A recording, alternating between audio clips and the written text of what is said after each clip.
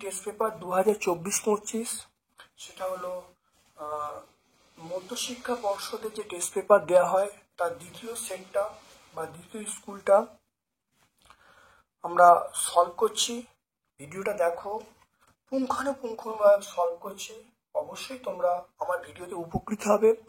যদি ভালো লাগে লাইক করবে, যারা চ্যানেলটাকে সাবস্ক্রাইব করোনি চ্যানেল সাবস্ক্রাইব করে দেবে, বেল বাটনে ক্লিক করে দেবে। আমার পক্ষ থেকে সকলকে ধন্যবাদ জানাচ্ছি ভিডিওগুলো ভালো করে প্রথম থেকে দেখার জন্য। অবশ্যই দেখবে, তোমাদের সকল বন্ধু বান্ধবের মধ্যে আমার ইউটিউব চ্যানেলটা শেয়ার করে দেবে। চলে এসো আজকে দ্বিতীয় যে স্কুলটা সেটা শুরু করছি। দেখে নাও, মধ্যশিক্ষা পর্ষদ নমুনা প্রশ্ন, মধ্যশিক্ষা পর্ষদের যে টেস্ট পেপারটা বার হয়েছে, যেটা সরকার থেকে বা তোমরা বিভিন্ন স্কুল থেকে পেয়েছো। দেখে নাও, অত্যন্ত ইম্পর্টেন্ট কার্যকরী সেটগুলো আছে, খুব ভালো করে দেখে নাও। আমরা চলে আসছি 241 পেজে। দেখে নাও, কোনটা বিভাগ গ্রুপ এ, দেখে নাও কোনটা জীবাশ্ম জ্বালানি নয়। জীবাশ্ম জ্বালানি নয়, আমরা অপশান দেখো, প্রাকৃতিক গ্যাস, কয়লা, পেট্রোলিয়াম, এগুলো সবই জীবাশ্ম জ্বালানি, কিন্তু গোবর গ্যাস জীবাশ্ম জ্বালানি নয়। তাহলে আমরা এবার চলে আসছি, দেখো দেখে নাও, 0 ডিগ্রি সেন্টিগ্রেড তাপমাত্রায় 1 ATM চাপে 2 মোল হাইড্রোজেন আয়তন কত হবে? এটা আমরা বলবো 2 মোল বলা আছে, সেটা হলো, তাহলে এটা হলো 22.4। কি করে হচ্ছে? 2 মোল বলা আছে, তাহলে 2 × 22.4 করলে কত হবে? 48.8 হবে। তাহলে এটা মনে রাখবে। তাহলে 2 মোল, 1 মোলের জন্য আমরা বলবো 22.4, 2 মোলের জন্য 2 × 22.4, তাহলে 44.8 লিটার। তারপরে চলে এসো, খুব ভালো করে দেখো, মন দিয়ে দেখো, পুঙ্খানুপুঙ্খ ব্যাখ্যা করছি। যদি ভালো লাগে অবশ্যই লাইক করবে, তোমাদের সকল বন্ধু বান্ধবের মধ্যে আমার ইউটিউব চ্যানেলটা শেয়ার করে দিও।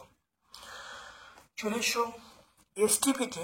দেখে নাও, এসটিপিতে দেখে নাও, এসটিপিতে যে উষ্ণতা বোঝায় তার নিকটতম পূর্ণ সংখ্যা কত? এটা আমরা বলবো 273 কেলভিন। হ্যাঁ, আমরা বলবো 273 কেলভিন। এসটিপিতে যে উষ্ণতা বোঝায় তার নিকটতম পূর্ণ সংখ্যা আমরা বলবো 273 কেলভিন। এটা মনে রাখবেন। তারপরে প্রদত্ত ধাতুগুলির মধ্যে কোনটির প্রসারণ গুণাঙ্ক কম, সেজন্য বিভিন্ন কাজে আমরা ব্যবহার করি। এটা আমরা অবশ্যই অপশান ডি বলবো, যেটা আগের পেজে হয়েছিল, ইনভার।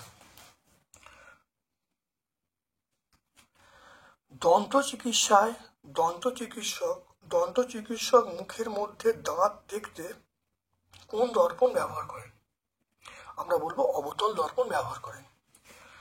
আলোর প্রতিসরণের ক্ষেত্রে কাঁচ মাধ্যম থেকে বায়ু মাধ্যমে প্রতিসরণ হলে আপাতন কোণ 0 ডিগ্রি হলে বিচ্যুতি কত হবে? বিচ্যুতি আমরা বলবো অবশ্যই 0 ডিগ্রি হবে। এখানে আপাতন কোণ 0 ডিগ্রি হয়, তাহলে বিচ্যুতি সবচেয়ে কম হবে, অর্থাৎ 0 ডিগ্রির জন্য বিচ্যুতি সবচেয়ে ন্যূনতম হবে, 0 ডিগ্রি হবে। ফ্যারাডের দুটো সূত্র ব্যাখ্যা করে আমরা বলবো তড়িৎচুম্বকী আবেশ বলবে। তারপরে দেখো, রেডিয়াম থেকে রেডনে পরিণত হয়েছে, কি কণা নিঃসরণ করেছে? এটা বলবো আলফা কণা। কারণ আলফা কণা যদি বার হয়, তাহলে ভর সংখ্যা 4 কমবে, প্রোটন সংখ্যা 2 কমবে। তাহলে ভর সংখ্যা 226 থেকে 4 কমলে 222, আর প্রোটন সংখ্যা 88 থেকে 2 কমলে 86। তাহলে অবশ্যই আলফা কণা সৃষ্টি হয়েছে। তারপর দেখো, কোনটা ক্ষার ধাতু নয়, আমরা বলবো সেটা হলো অ্যালুমিনিয়াম। বাকিগুলো সব ক্ষার ধাতু, কিন্তু অ্যালুমিনিয়াম কিন্তু ক্ষার ধাতু নয়। আমরা অপশন ডি বলবে, অ্যালুমিনিয়াম কিন্তু ক্ষার ধাতু নয়। তারপর দেখো, কোনটি তড়িৎ পরিবহন ক্ষমতা সবচেয়ে কম? গলিত কেসিএল, তারপরে গলিত কেসিএল, কেসিএল এর দ্রবণ, NaCl দ্রবণ, কঠিন কেসিএল। আমরা বলবো অবশ্যই অপশন ডি বলবো, কঠিন কেসিএল। কঠিন কেসিএল এর মধ্যে তৈরি করা হয় না। তারপর দেখো ভোল্টামিটারে অ্যাসিড মিশ্রিত জলে তড়িৎ বিশ্লেষণে অ্যানোডে, ভোল্টামিটারে অ্যাসিড মিশ্রিত জলে তড়িৎ বিশ্লেষণে অ্যানোডে কি উৎপন্ন হয়? দেখে নাও ভালো করে।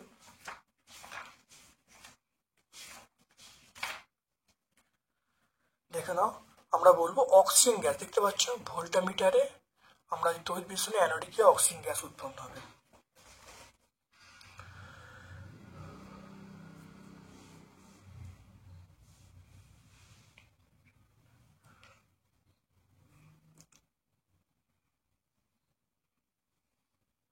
আমরা বলবো জারণ ঘটবে, অক্সিজেন গ্যাস উৎপন্ন হবে। মনে রাখবে জারণ কখন ঘটে। জারণ দেখে নাও, কেন এটা জারণ, এটা জারণ কেন, এই বিক্রিয়াটা কেন জারণ। মনে রাখবে ইলেকট্রন ত্যাগ করলে জারণ হবে। তাহলে ইলেকট্রন ত্যাগ করছে জারণ, তাহলে কি উৎপন্ন হচ্ছে? অক্সিজেন উৎপন্ন হচ্ছে। চলে যাও ফেরিক ক্লোরাইড। দেখে নাও ফেরিক ক্লোরাইডের জলীয় দ্রবণে, ফেরিক ক্লোরাইডের জলীয় দ্রবণে যা দিলে বাদামি পদক্ষেপ পড়ে তার নাম হলো, বাদামি পদক্ষেপ পড়ে এটা হলো,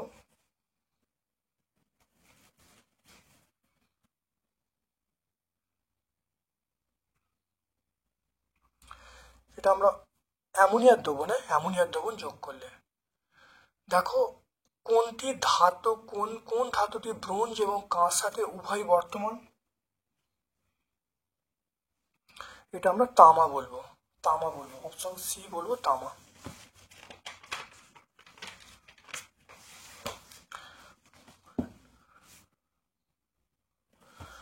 দেখে নাও, তারপর দেখে নাও, খুব ভালো করে মন দিয়ে দেখো, যে যন্ত্রের সাহায্যে যান্ত্রিক শক্তি তড়িৎ শক্তি পাওয়া যায়, যান্ত্রিক শক্তি তড়িৎ শক্তি পাওয়া যায়, সেটা আমরা বলবো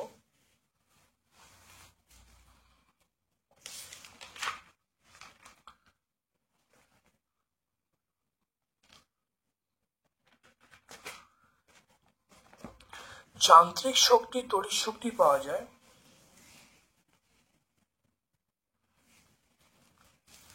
এখানে যে যন্ত্রের সাহায্যে যান্ত্রিক শক্তিকে তড়িৎ রূপান্তর করে, যান্ত্রিক শক্তিকে তড়িৎ রূপান্তর করে, আমরা বলবো ডায়নামো। আমরা অপশন সি বলবো, ডায়নামোর কাজ হলো যান্ত্রিক শক্তিকে তড়িৎ রূপান্তর, আমরা বলবো কি ডায়নামো বলবো। সমগণীয় শ্রেণী,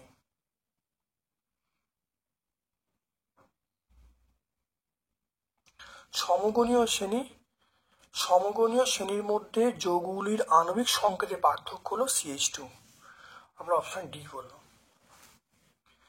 এখানে বায়ুমণ্ডলে কোন স্তরে ঝড় বৃষ্টি মেঘ দেখা যায়? এটা আমরা বলবো ট্রপোস্ফিয়ার, আমরা বলবো ট্রপোস্ফিয়ার।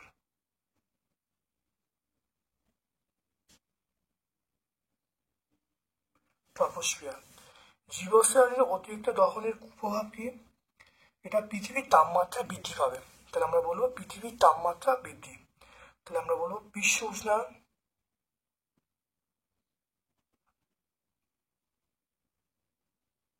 বিশ্ব উষ্ণায়ন।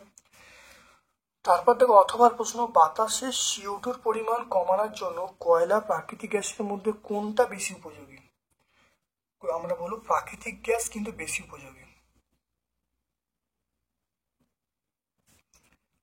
প্রাকৃতিক গ্যাস বেশি উপযোগী।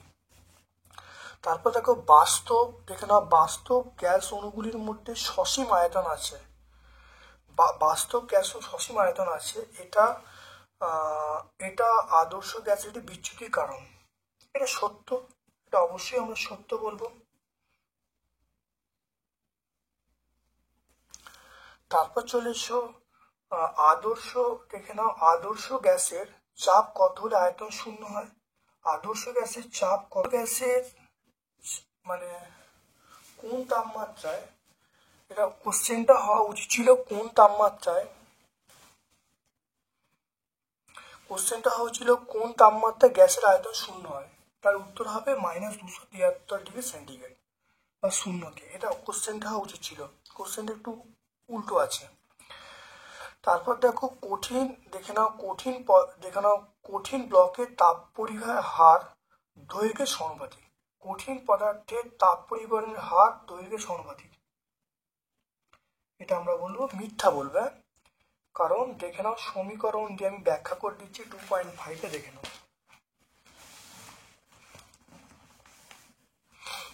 দেখে নাও, আমরা জানি কিউ বাই টি মানে কে এ θ1 মাইনাস θ2 বাই টি।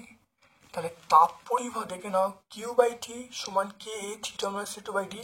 তাহলে তাপ পরিবহনের হার কিউ/টি, এটা রাখো 1/dA, অর্থাৎ তাপ পরিবহনের হার দৈর্ঘ্যের সঙ্গে ব্যস্তানুপাতিক। তাহলে এখানে কোশ্চেনে কি বলা ছিল? কোশ্চেনে বলা ছিল সমানুপাতিক। এখানে কোশ্চেনে বলা ছিল তাপ পরিবহনের হার, দেখে নাও কঠিন পদার্থের তাপ পরিবহন হার ব্লকটির সমানুপাতিক। আমরা বলবো এটা কি বলবো? তাহলে কোনো কঠিন পদার্থের তাপ পরিবহনের হার ব্লকের দৈর্ঘ্যের সঙ্গে ব্যস্তানুপাতিক। কারণ এখানেও কিউ/টি সমান কে θ1 মাইনাস θ2 বাই টি। তাহলে কিউ/টি প্রপোর্শন 1/t, তাহলে ব্যস্তানুপাতিক সম্পর্ক। চলে এসো বিক্ষেপণ মাত্রার সঙ্গে আলোর তরঙ্গদৈর্ঘ্য সম্পর্কে। দেখে না, বিক্ষেপণ মাত্রার সঙ্গে আমরা এটা 2.6 বলবো। তাই 2.6 এটা আমরা বলবো, এটা বলবো 2.5। 2.6 কি হবে? তাহলে I প্রপোর্শনাল 1/λ²/4। তাহলে I প্রপোর্শনাল 1/λ², I মানে তীব্রতা, ল্যামডা মানে তরঙ্গদৈর্ঘ্য, এটা আমরা বলবো।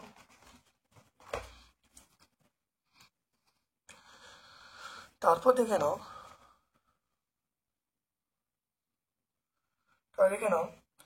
অথবা প্রশ্ন, কাঁচ নির্মিত কোনো লেন্সকে জলে ডোবালে ফোকাস কি হয়? বৃদ্ধি পাবে।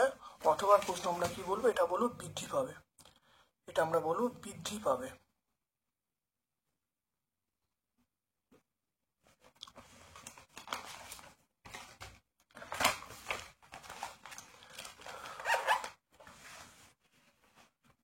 তারপর চলে এসো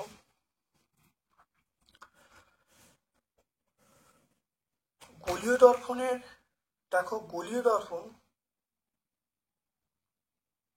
দেখে নাও গোলীয় দর্পণ আলোক রশ্মি প্রতিরোধ সূত্র মানে না, এটা মিথ্যা, অবশ্যই মেনে চলে, এটা আমরা মিথ্যা বলবো।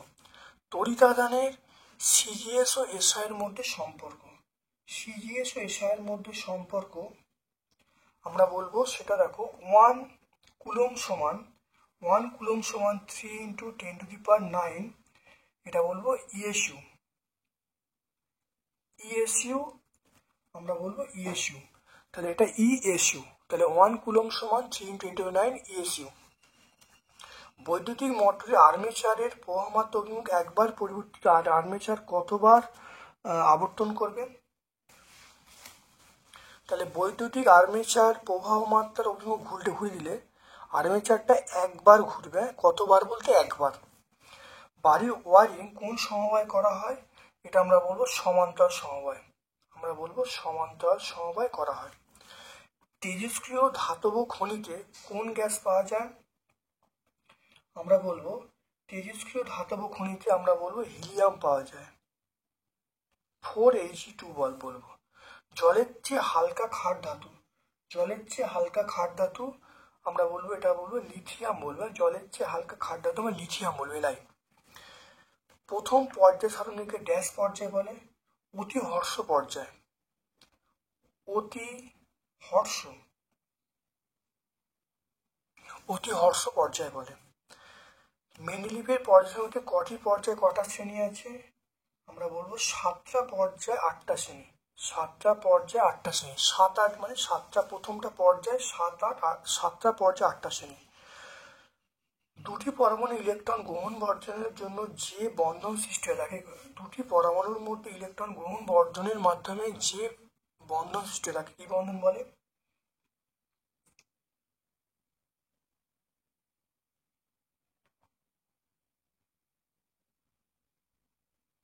এটা বলবো ইলেকট্রন গ্রহণ বর্জন, এটা বলবো আয়নীয় বন্ধন।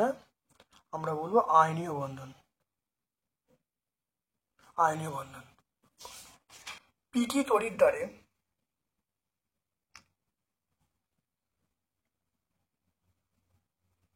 দেখে নাও, পিটি তড়িৎ দ্বারে পিটি তড়িৎদ্বারের সাহায্যে অম্লায়িত জলের তড়িৎ বিশ্লেষণে অ্যানোডে বিক্রিয়া লিখতে বলছি। এখানে অ্যানোডে বিক্রিয়া দেখতে পাচ্ছ, অ্যানোডে বিক্রিয়া লিখতে হচ্ছে, অ্যানোডে বিক্রিয়া লিখে দেবে। এটা আমরা 114 পেজে পেয়ে যাব দুয়ারি গাঙ্গুলি মাইতে। তারপরে মৃদু তড়িৎ বিশ্লেষণে জলীয় দ্রবণের পূর্ণ বিয়োজন ঘটে না। এটা সত্য মিথ্যা বলতে বলছি, এটা সত্য বলবে, পূর্ণ বিয়োজন ঘটে না, সত্য। অলিয়াম কি দেখে নাও, অলিয়াম কাকে বলে দেখে নাও ভালো করে। SO3-কে ঠান্ডা করে কোক ভর্তি স্তম্ভের মধ্যে 98% H2SO দ্বারা শোষণ করলে অলিয়াম উৎপন্ন। এর নাম হলো পাইরোসালফিউরিক অ্যাসিড H2H2O7। তাহলে 127 পেজে পাবো, এটা আমরা বলবো পেজ নাম্বার 127 আমরা পাবো। তারপর দেখো NaOH, দেখে নাও NaOH গ্যাসকে H2S গ্যাসকে NaOH এর সঙ্গে H2S গ্যাসকে NaOH এর সদ্য প্রস্তুত সোডিয়াম নাইট্রোক্লোরাইড দ্রবণে যোগ করলে যৌগটির সংকেত কি হবে? আমরা কি বলবো, দ্রবণের এটা কি হবে, বেগুনি হবে। আমরা বর্ণটা কি বলবো, বর্ণটা বেগুনি। আর যৌগটার নাম কি, দেখো যৌগটা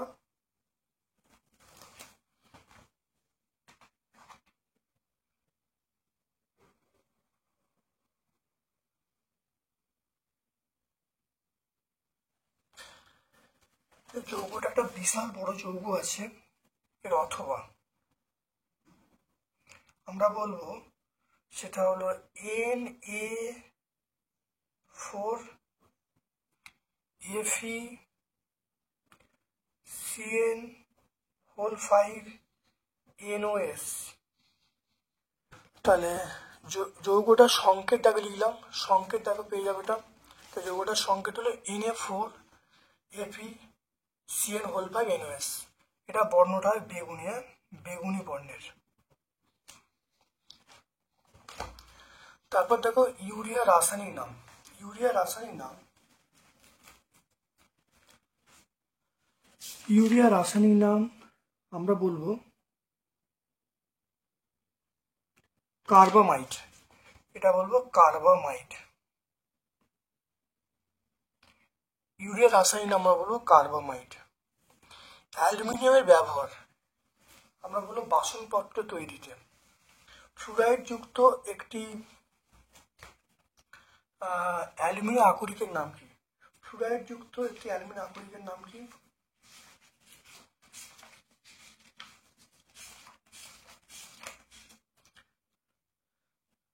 দেখো অ্যালুমিনিয়ামের ব্যবহার দেখে আমরা বলবো সেটা বিমানের কাঠামো, বাসনপত্র তৈরিতে ব্যবহার করা হয়।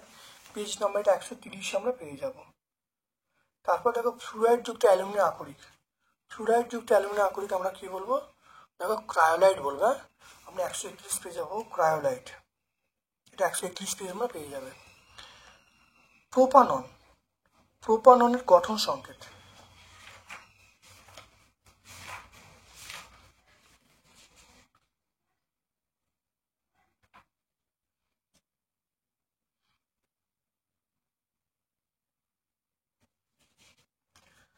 দেখো না প্রোপানন, প্রোপানন আমরা কি বলবো, CH3COCH3 প্রোপাননের গঠন সংকেত পেয়ে যাব।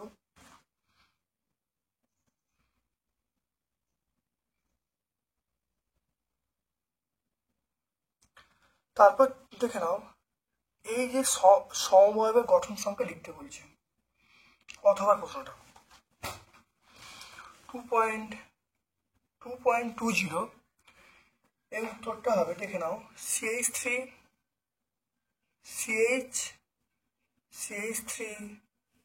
এটা বলবো CH3।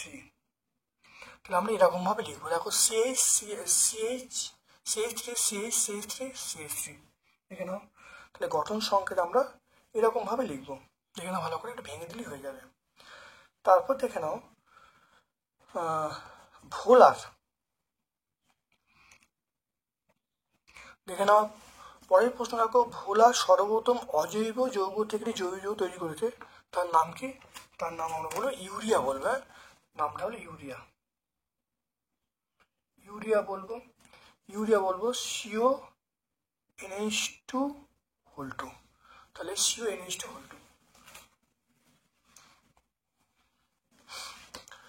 তারপর দেখে নাও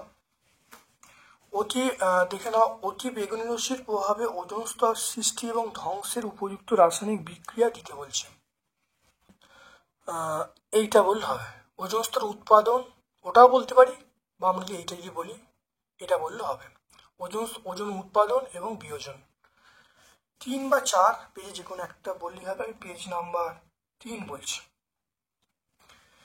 বিশ্ব উষ্ণায়নের দুটো উপায়, বিশ্ব উষ্ণায়ন নিয়ন্ত্রণের দুটো উপায়। আমরা আগের পেজে এটা সলভ করলাম, ব্যাখ্যা করলাম, দেখে নাও। দুটো উপায় তোমরা বলে দেবে এর মধ্যে থেকে। পেজ নাম্বার 5-এ আমরা পেয়ে যাব। তারপর দেখো 3.2 -273 সেন্টি তাপমাত্রাকে আয়তন -200 সেন্টি তাপমাত্রা গ্যাসের আয়তন প্রকৃতপক্ষে শূন্য হয়ে যায়, গাণিতিকভাবে ব্যাখ্যা দিতে বলছে।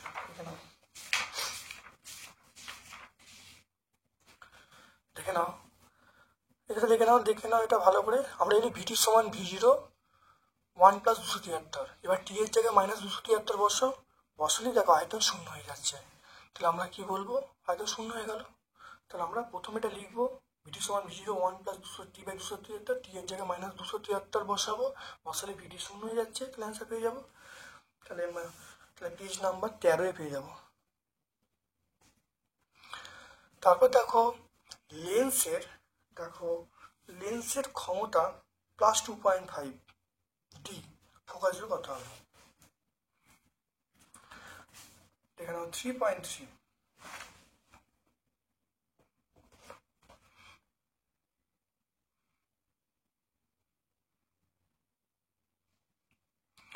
দেখে নাও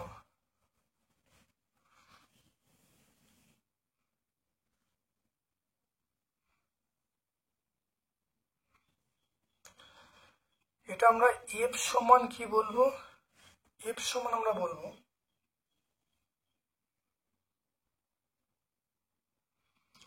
100/2.5। এটা দেখে নাও আমরা কি বলি, এখানে মাইনাস থাকবে, তাহলে এটা করলে F এর মান কত? F এর মান আমরা পেয়ে যাব এখানে 40 পেয়ে যাবো, -40। তাহলে ফোকাস দৈর্ঘ্য, তাহলে আমরা কত বলবো? ফোকাস দৈর্ঘ্য 40 সেমি। তাহলে ফোকাস দৈর্ঘ্য 40 সেমি পেয়ে গেলাম। তাহলে -100/2.5 এটা সূত্র -100/F, -100/F মানে মনে রাখবে F সমান -100/P। এটা সূত্র প্রথম মনে রাখবে। P এর মান দেখো বসিয়ে দিয়েছি, বসিয়ে দিয়ে দেখো F এর মান পেয়ে গেছি 40 সেন্টিমিটার। যেহেতু Fটা মাইনাস মানে আমরা বলবো উত্তল, আমরা কি বলবো? উত্তল লেন্স ব্যবহার করতে হবে। F মাইনাস মানে আমরা কি বলবো? উত্তল লেন্স আমরা ব্যবহার করব। লেন্সের প্রকৃতি হলো উত্তল লেন্স। তারপর দেখে নাও পার্দাল লেন্সে আলোক কেন্দ্র কাকে বলে? রশ্মিচিত্র। আমরা আগের পেজে ব্যাখ্যা করেছি, প্রথম পেজে আমরা এটা পরিষ্কারভাবে ব্যাখ্যা করেছি, তাই সেজন্য নতুনভাবে সংজ্ঞাটা বলছি না। প্রথম আমরা 2024-25 যে প্রথম সেটটা আপলোড করেছি পর্ষদের, সেই সেটটা ব্যাখ্যা করা আছে, নতুন করে ব্যাখ্যা করছি না। তারপর দেখো পরিবাহী রোধ দৈর্ঘ্য এবং প্রস্থের উপর কিভাবে নির্ভর করে।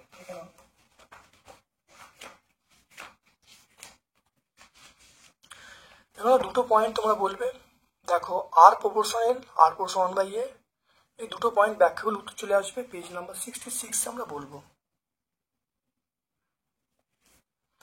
তারপর দেখো সোডিয়াম ক্লোরাইড কিভাবে আয়নীয় বন্ধন গঠন করে, এটাও আমরা প্রথম পেজে আমরা ব্যাখ্যা করেছি সোডিয়াম ক্লোরাইডের ব্যাপারটা।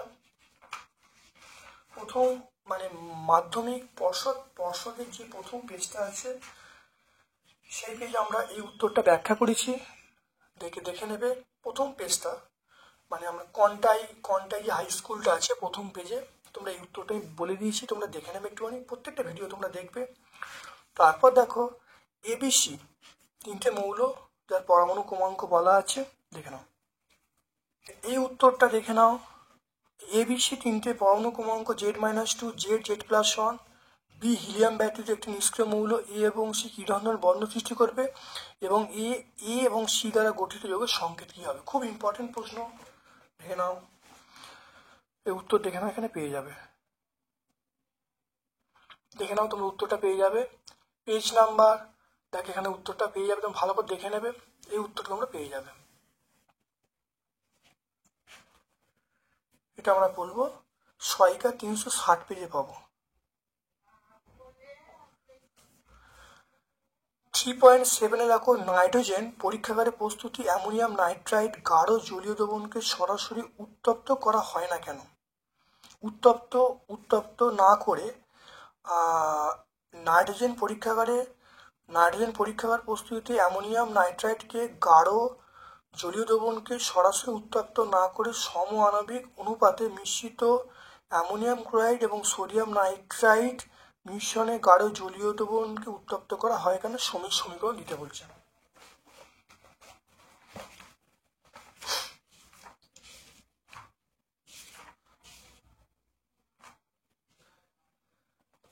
দেখে নাও ভালো করে, আমরা এই উত্তরটা বলবো তার সঙ্গে এই ধাপগুলো বলে দেবো। এই উত্তরটা বলবো, বলার সঙ্গে সঙ্গে আমরা এই দুটো ধাপ বলে দেবো।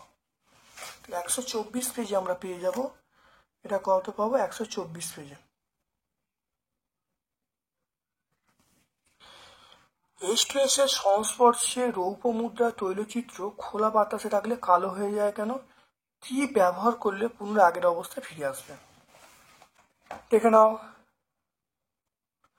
এখানে ভালো করে দেখে নাও, এই বিক্রিয়াটা আমরা লিখে দেবো এখানে পরিষ্কার। দেখো রূপোর জিনিসের উত্তরটা এইটা, আর তৈলচিত্রের উত্তরটা নিচে। দুটো প্রশ্নের উত্তর কিন্তু একসঙ্গে, এখানে দুটো প্রশ্ন আছে, উত্তর একসঙ্গে লিখতে হবে। আর প্রতিকারের উপায় আমরা বলবো, কালো হয়ে যাওয়া পুরাতন তৈলচিত্রকে লৌহ H2SO দ্রবণ দিয়ে ধুয়ে ফেললে লেড সালফাইড জারিত হয়ে যাবে, ফলে সাদা লেড সালফেটে পরিণত হবে, তৈলচিত্রের উজ্জ্বলতা পুনরায় ফিরে আসবে। এটা আমরা সহায়িকায় 388 পেজে পাবো, সহায়িকায় আমরা 388 পেজে পাবো। তারপর দেখো একটি চকচকে লোহার ছুরিকে শিরোষক দ্রবণে ডোবালে তার উপর তামার আস্তরণ পড়ে, কিন্তু FeS দ্রবণে ডোবালে আস্তরণ পড়ে না কেন? দেখে নাও, এটা 14 প্রশ্ন উত্তর, দেখে নাও ভালো করে, খুব ভালো করে লেখা আছে, প্রচন্ড ইম্পর্টেন্ট প্রশ্ন কিন্তু মাধ্যমিক 2025-এর জন্য, খুব ভালো করে দেখে নাও। এটা এই উত্তরটা তোমরা লিখবে। তাহলে 420 পেজে সহায়িকা আমরা পাবো, সহায়িকা 420 পেজে। তারপর দেখো অথবা প্রশ্ন, ডুরালুমিনের ব্যবহার লিখতে হবে। ডুরালুমিনের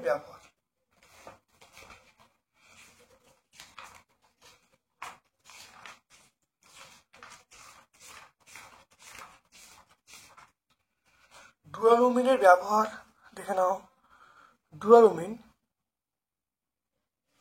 ডুরালুমিনের ব্যবহার কি বলবো? বিমানের, দেখে নাও ডুরালুমিনের ব্যবহার আমরা দেখো বলবো বিমানের কাঠামো, দেখে নাও বিমানের কাঠামো।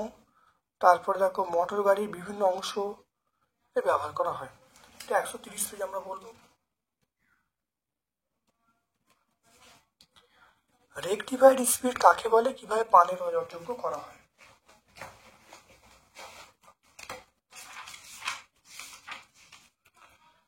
দেখো 95.6% ইথানল, 4.4% জলের মিশ্রণ রেকটিফাইড স্পিড বলবো। এর সঙ্গে যদি 10% মিথাইল অ্যালকোহল এবং পিরিমিডিন, রবার এগুলো মেশানো হয়, তাহলে এই মিশ্রণটা হয়ে যাবে মিথিল স্পিড হয়ে যাবে, তখন এটা পানের অযোগ্য হয়ে যাবে। 147 পেজ আমরা পেয়ে যাব, 147 পেজ আমরা পেয়ে যাব। মিথেনকে কেন মার্স গ্যাস বলা হয়? দেখে নাও মিথেন, দেখে নাও এই যে এইটা লিখলেই হবে, মিথেনকে কেন মার্স গ্যাস বলা হয়? তাহলে মিথেন পচা গলা বিভিন্ন জায়গা থেকে মিথেন তৈরি হয়, তাই মিথেনকে মার্স গ্যাস বলা হয়।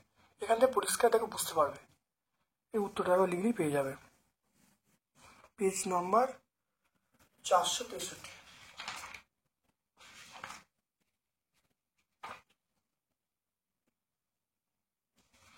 পেজ নাম্বার 463-তে তোমরা পেয়ে যাবে।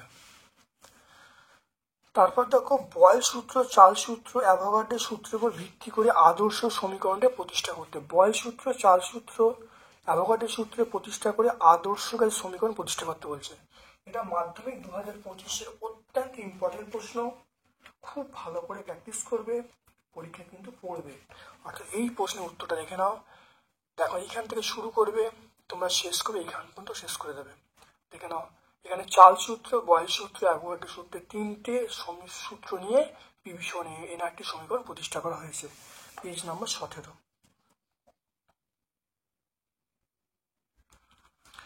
তারপর দেখো আমরা চলে আসছি, দেখো 4.2 হাইড্রোজেন পারঅক্সাইডের বিয়োজনে জল ও অক্সিজেন গ্যাস উৎপন্ন হয়।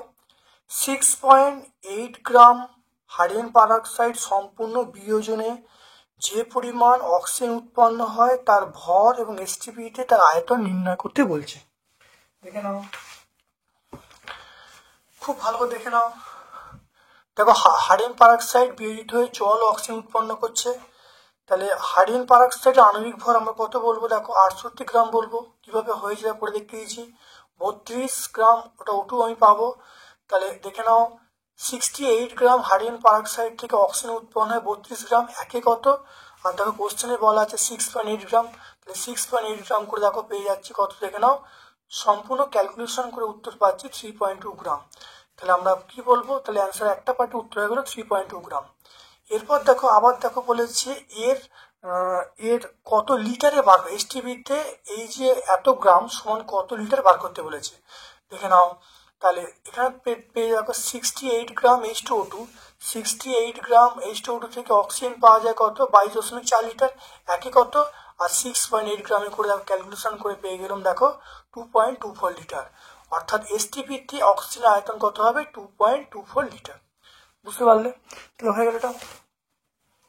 দেখো একটা অথবা প্রশ্ন আছে, খুব ভালো দেখে নাও। 126 গ্রাম MgCO3 সঙ্গে অতিরিক্ত লঘু HCl বিক্রিয়া ঘটানো হলো, কত গ্রাম CO2 এবং কত মোল CO2 উৎপন্ন হলো? এসটিপিতে CO2 আয়তন কত হবে? তিনটে পার্টে অঙ্কটা আছে, অঙ্কটা সোজা অঙ্ক, ভালো করে দেখে নাও। MgCO3 তার সঙ্গে HCl বিক্রিয়া করা হচ্ছে MgCl2 plus CO2 plus H2O। এবার MgCO3 এটা মানে দেখে নাও, Mg মানে 24, C মানে 12, আর অক্সিজেন মানে 16। এটা যোগ করলে, গুণ করে যোগ করলে কত আসবে? দেখো 84 গ্রাম আসবে। আর CO2 মানে 44 গ্রাম। তাহলে 84 গ্রাম MgCO3 থেকে CO2 পাওয়া যাবে 44 গ্রাম, একে কত? আর দেখো কোশ্চেন 126 দিয়ে আছে, 126-এ বার করেছি। এটা মনে রাখবে, এটা যেটা কাটাকুটি করেছি এটা আমরা 42 দিয়ে, দেখো 42/3-এ, এটা 42 দিয়ে আমি ডাইরেক্ট কেটেছি। তাহলে এটা 42/3-এ, এটা 42/2-এ, তাহলে যেমন 3 আর 2 করা হয়েছে। আর এটাকে 2 দিয়ে কাটলে 22। তাহলে দেখো 22 × 3 মানে 66, মানে 66 গ্রাম। তাহলে আমরা একটা পার্টি উত্তর পেয়ে গেলাম 66 গ্রাম। এরপর দেখো কত মোল? দেখো 84 গ্রাম MgCO3 থেকে 1 মোল CO2 পাওয়া যায়, কারণ দেখেন 1 মোল পাওয়া যাচ্ছে। তাহলে একে কত? 126-এ করলে দেখো 1.5 মোল CO2 পেয়ে গেলাম। আবার দেখো 84 গ্রাম, আবার দেখো এখানে আয়তন পেয়েছে, দেখে না 84 গ্রাম, এখানে ভালো করে 84 গ্রাম MgCO3 থেকে CO2 যে পাওয়া যায় তার আয়তন 22.4 লিটার, একে কত? আর 126 গ্রামে বার করলে আমরা পেয়ে যাব, দেখে না ক্যালকুলেশন করে পাচ্ছি 33.6 লিটার। তাহলে তিনটে উত্তর, প্রথম পার্টির উত্তর দেখো 66 গ্রাম, দ্বিতীয় পার্টির উত্তর আমরা পাচ্ছি সেটা হলো 1.5 মোল, আর তৃতীয় পার্টির উত্তর পাচ্ছি সেটা হলো 33.6 লিটার। দেখো তরলের প্রকৃত এবং আপাত প্রসারণ গুণাঙ্কের মধ্যে কোনটা ধ্রুবক নয়? আপাত প্রসারণ ধ্রুবক নয়, এটা পাত্রের ওপর নির্ভর করে। 5 সেমি বাহু বিশিষ্ট একটি ঘনকের উষ্ণতা 28 ডিগ্রি সেন্টিগ্রেড তাপমাত্রা বৃদ্ধি করে 578 সেন্টিগ্রেড করা হলো, আয়তন প্রসারণ কত হবে? দেখে নাও, ধাতব দৈর্ঘ্য প্রসারণ বলা আছে। চলে এসো, খুব ভালো করে দেখো, চলে এসো এই অঙ্কটায়।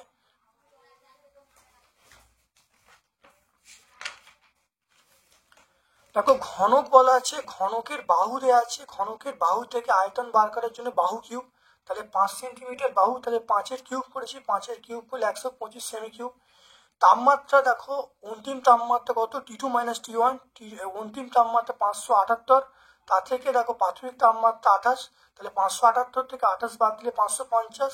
T2 - T1টাকে আমরা টি ধরেছি, দেখো টি সমান বলি 550, সেখানেও তাহলে এখানে 3 ইন্টু দেখো 3 ইন্টু 17 ইন্টু 10 6, তাহলে 50, এটা 51 ইন্টু 10⁻6, তাহলে আমি বলবো 3 ইন্টু 17 মানে 3×17 = 51 লিখবো, আর পাওয়ারটা যাতে রইলো। এবারে মনে রাখবে প্রসারণের সূত্র হলো V2 - V1 সমান আমরা বলবো V1 গামা টি। তাহলে V1 এর মান আমি এখানে পেয়ে গেছি 125, আর গামার মানটাকে এই মানটা বসিয়ে দিয়েছি, আর তাপমাত্রা এটা দেখো কত 550 বলা আছে, এটা বললে কত 3.5, তাহলে ঘনকের দেখো ধাতব ঘনকের আয়তন প্রসারণ কত হবে 3.5 সেমি কিউব, তাহলে 3.5 সেমি কিউব পেয়ে গেলাম।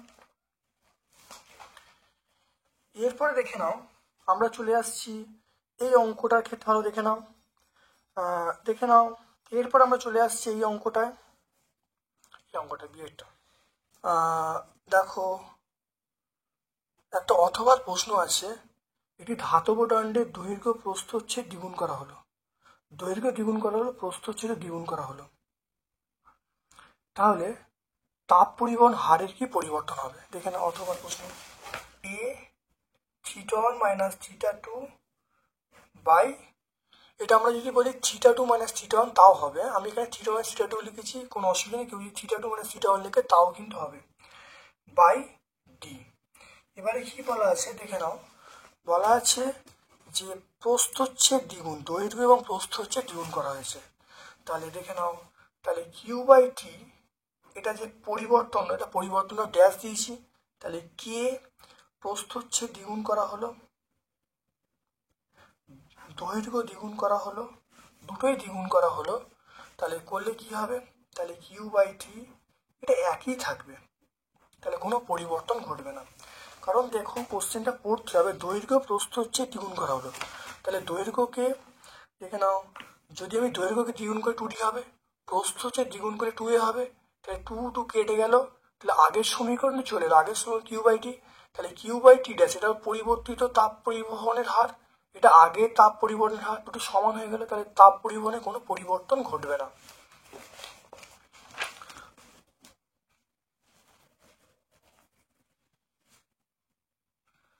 তারপর চলে এসো, দেখো দুটি নিরেট, দেখে নাও দুটি নিরেট চোঙাকৃতি লোহার দণ্ডের দৈর্ঘ্য এবং ব্যাসের অনুপাত বলা আছে, তাপীয় রোধের অনুপাত বার করতে বলছে, দেখে নাও বিয়েরটা,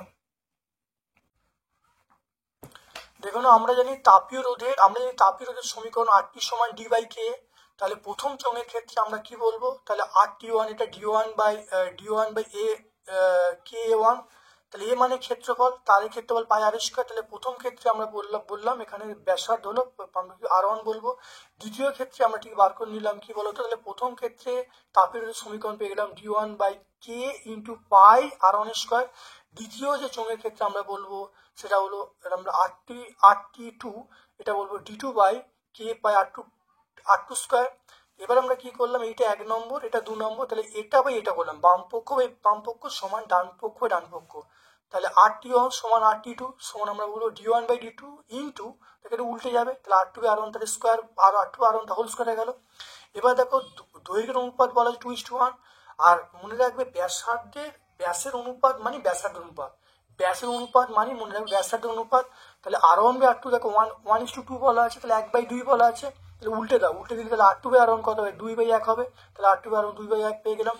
এবার দেখো মানটা বসলাম, D1/D2 মান দেখো বলা আছে কত 2/1, আর এখানে R2/R1 মান কত বলা আছে 2/1, তাহলে 2² মানে 4, তাহলে 4 × 2 × 8, তাহলে 8:1, তাহলে তাপীয় রোধের অনুপাত আমরা বলবো 8:1। শূন্যস্থানে আলো বিচ্ছুরিত হয় না কেন, কিন্তু বিজোড়ের মধ্যে যাওয়ার সময় আলো বিচ্ছুরিত হয় কেন, চিত্র সহ ব্যাখ্যা করতে বলছি, দেখে নাও। শ্রেণীর সূত্রের সাহায্যে প্রতিসরণ ব্যাখ্যা, খুব ভালো করে দেখে নাও, এখান থেকে শুরু করব, এইগুলো এখান থেকে শুরু করে আমরা এইখানে বলবো, দেখো বিচ্ছুরণ পেয়ে যাব, বিচ্ছুরণের পুরো ব্যাখ্যাটা আমরা পেয়ে যাব। দেখো নাও প্রিজমের মধ্য দিয়ে, দেখে নাও প্রিজমের মধ্য দিয়ে সাদা আলো বিচ্ছুরিত হয় কেন? কারণ প্রিজমের মধ্য দিয়ে আলোর বিভিন্ন বর্ণের বেগ বিভিন্ন হয়, তাহলে আলো বিচ্ছুরিত হয়। এটা পড়ে দেখে নেবে, এখানে পেয়ে যাবে। আর শূন্যস্থানে উত্তরটা এখানে পাবে, দেখে নাও।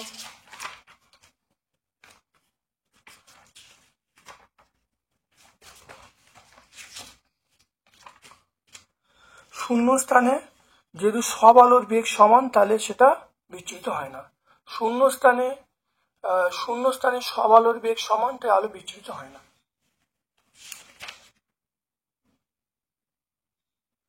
স্নেলের সূত্রের সাহায্যে যদি দেখে নাও, স্নেলের সূত্রের সাহায্যে যদি ব্যাখ্যা করি বিচ্ছুরণ, এখানে পরিষ্কার দেখতে পাবো। এখানে স্নেলের সূত্রের সাহায্যে বিচ্ছুরণ ব্যাখ্যা তোমরা পেয়ে যাবে। এখান থেকে শুরু করে এই পর্যন্ত আমরা পেয়ে যাব।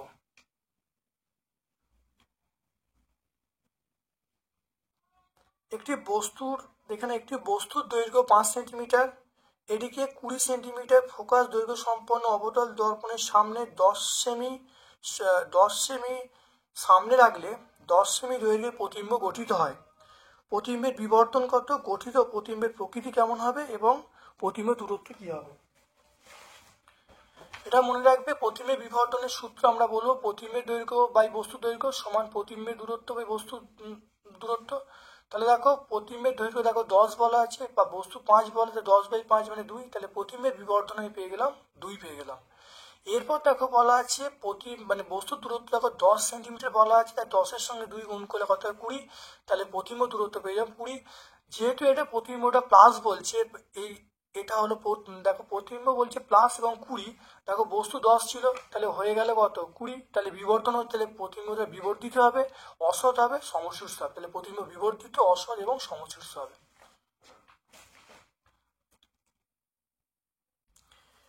এরপর দেখো এই চিত্র থেকে দেখো বলেছে তুল্যরোধ, মূল প্রবাহমাত্রা এবং 2 ওহম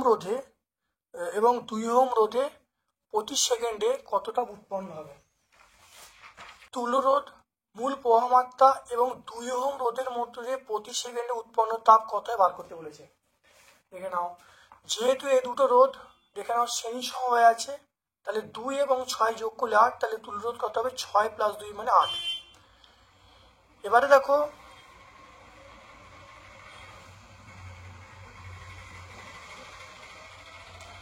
দেখে নাও মূল প্রবাহমাত্রা বার করার নিয়ম হলো, দেখো ভোল্টেজ এখানে 20 বলা আছে, তাহলে মূল প্রবাহমাত্রা বার করার নিয়ম হলো, দেখো এখানে মূল প্রবাহমাত্রা বার করার নিয়ম হলো V/R। তাহলে ভি এর মান কত? ভি এর মান 20/8, তাহলে 20/8 করেছি। তাহলে প্রবাহমাত্রার সূত্র কি? প্রবাহমাত্রা I সমান আমরা বলবো 20/8, 20/8 করলে কত হবে? 2.5, তাহলে মূল প্রবাহমাত্রা পেয়ে গেলাম 2.5। এবার দেখো আমরা জানি যে দেখো H/T মানে তাপ উৎপন্নের হার হলো H/T। H/T সমান আমরা কি বলবো? তাহলে H/T আমরা বলবো 5। আর এর মান কত? 2 ওহম রোধের মধ্যে ইন্টু 2 করেছি, এটা গুণ করলে দেখো কত আসবে, সেটা 12.5। তাহলে আমরা বলবো তাপ উৎপন্নের হার, তাহলে কত বলবো? 12.5। তাহলে উৎপন্ন তাপ সেটা বলবো 12.5, এটা জুল পার সেকেন্ড। প্রতি সেকেন্ডে আমরা কি বলবো? Joule per second. মনে রাখবে যদি আমি জি এর মান বসাই, তাহলে উত্তরটা হতো তোমার CAL ক্যালোরি হতো। যেহেতু আমি 4.2 দিয়ে ভাগ করছি না, তাহলে উত্তরটা হবে জুল পার সেকেন্ড। খুব ভালো করে মনে রাখবে। সলিনয়েড কাকে বলে? একটি দীর্ঘ অন্তরিত পরিবাহী তারকে যদি এমনভাবে চোঙের আকারে জড়ানো হয় যে প্রতিটি পাকের মধ্য দিয়েই প্রতিটি পাখি চোঙে লম্বভাবে থাকে, তাহলে কুণ্ডলীকে আমরা বলবো সলিনয়েড। তাহলে চোঙের অক্ষই হলো সলিনয়েডের অক্ষ। দেখে নাও ভালো করে। দেখে নাও সলিনয়েডের মেরু কেমন হবে? আমরা কিন্তু এইরকম ভাবে মেরু বলবো। দেখে নাও, আমরা এরকম ভাবে মেরু বলবো। দেখে নাও সলিনয়েডের দেখো এন মেরু, এটা আমরা এন মেরু, এটা এস মেরু। দেখে নাও, তাহলে মেরু বলতে এটা এন, এটা এস বলবো। তাহলে বুঝতে পারলে সলিনয়েড কাকে বলে, আর তার মেরু বলে দিলাম।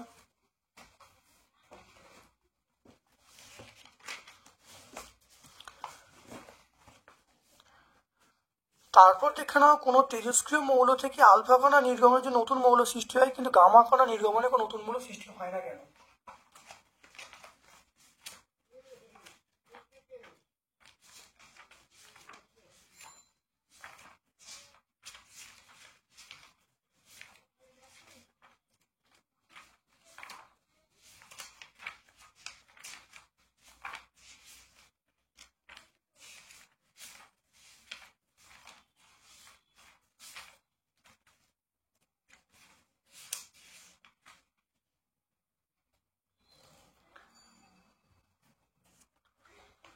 দেখে নাও,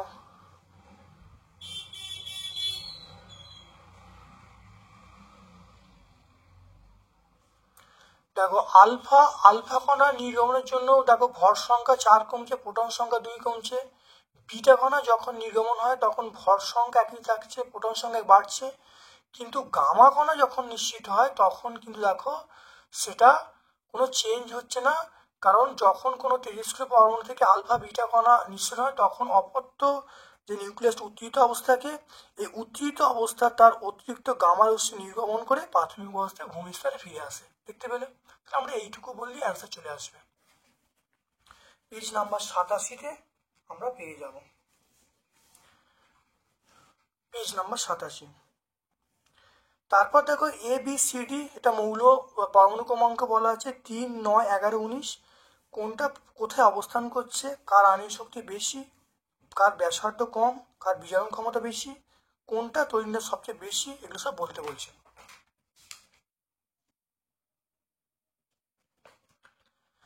দেখে নাও এই প্রশ্নের উত্তর দেখো, এখানে সবটা পেয়ে যাবে, ভালো দেখে নাও। এই একই প্রশ্ন, তোমরা ভালো করে এখানে উত্তরগুলো দেখো, প্রত্যেকটা উত্তর তোমার ব্যাখ্যা করা আছে, দেওয়া আছে, তোমরা পেয়ে যাবে। এটা সহায়িকায় আমরা 361 পেজে পেয়ে যাব। সহায়িকা আমরা 361 পেজে পেয়ে যাব। অ্যানোড মাঠ কাকে বলে এর গুরুত্ব লিখতে বলছে।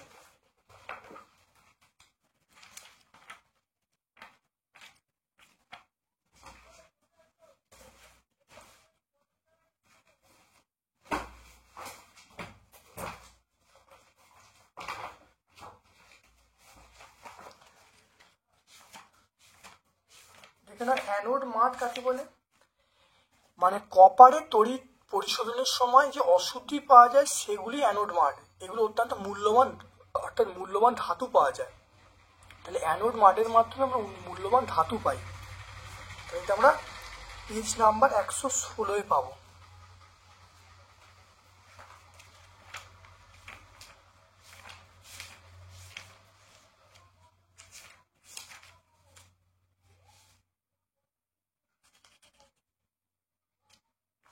তাহলে অ্যানোড মাঠের দেখো গুরুত্ব দেখো পেয়ে যাবে, দেখে নাও। অ্যানোড মাঠ থেকে গোল্ড, তারপরে সিলভার, প্ল্যাটিনাম প্রভৃতি মূল্যবান ধাতু সংগ্রহ করা হয়। তাহলে অ্যানোড মাঠ সংজ্ঞা পেয়ে যাব এবং তার যে তাৎপর্য বা সিগনিফিক্যান্স পেয়ে যাব। তারপর দেখো লোহার মরচে পড়া নিবারণের জন্য জিঙ্কের প্রলেপ দিতে হলে ক্যাথোড অ্যানোড তড়িৎ বিশ্লেষণ কি ব্যবহার করবে? তার লোহার মরচে পড়া নিবারণের জন্য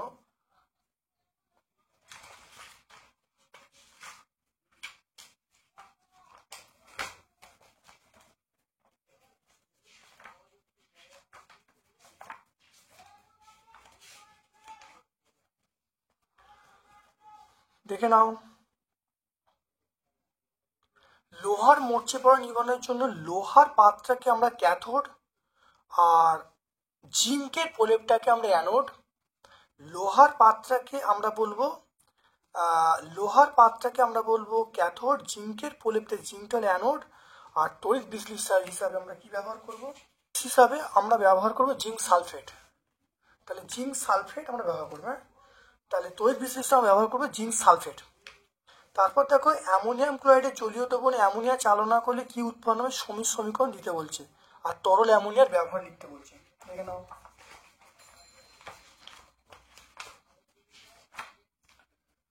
দেখে নাও, অ্যামোনিয়াম ক্লোরাইডের জলীয় দ্রবণে অ্যালুমিনিয়াম ক্লোরাইডের জলীয় দ্রবণে অ্যামোনিয়া চালনা করলে দেখো অ্যালুমিনিয়াম হাইড্রক্সাইড উৎপন্ন হবে। বিক্রিয়াটা লিখে দেবে, ভালো দেখে নাও। এই বিক্রিয়াটাকের বিক্রিয়াটা পুরোটা লিখে দেবে, এখানে ভাষা প্লাস বিক্রিয়া লিখে দেবে, এটা উত্তর হয়ে যাবে। এটা পেজ নাম্বার 120। তারপর দেখো বলা আছে তরল অ্যামোনিয়ার ব্যবহার। দেখে নাও এটা পেয়ে, দেখে নাও, দেখে নাও তরল অ্যামোনিয়া, দেখে নাও এখানে পেয়ে যাবো তরল অ্যামোনিয়া, দেখে নাও। তারপর দেখো 4.12 ইথাইল অ্যালকোহলের সঙ্গে 165 সেন্টিগ্রেড 165 থেকে 170 তাপমাত্রায় ইথাইল অ্যালকোহলের সঙ্গে 165 থেকে 170 তাপমাত্রায় H2SO4 চালনা করলে, এবং দেখো ইথাইল অ্যালকোহলের সঙ্গে 165 থেকে 70 তাপমাত্রায় গাঢ় H2SO4 বিক্রিয়া ঘটানো হলো। অতিরিক্ত H2SO4 পরিবর্তে যদি ইথানল বিক্রিয়াটি করা হয় তাহলে কি হবে দেখে নাও। দেখে নাও আমরা এই বিক্রিয়াটা বলবো, দেখে নাও ভালো করে, খুব ভালো দেখে নাও এই বিক্রিয়াটা হবে, খুব ভালো করে দেখে নাও এই বিক্রিয়াটা হবে, দেখে নাও ভালো করে।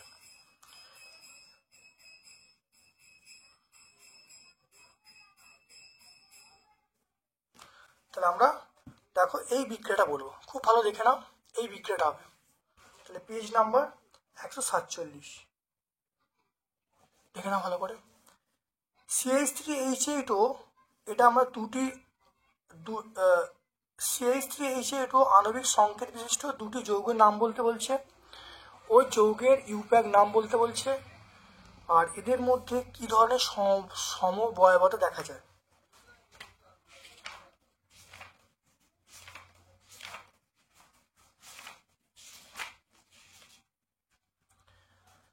দেখে নাও আমরা এদের মধ্যে দেখা যাচ্ছে অবস্থানগত সমবয়বতা, একটার নাম হলো এন প্রোপাইল অ্যালকোহল আর একটা হলো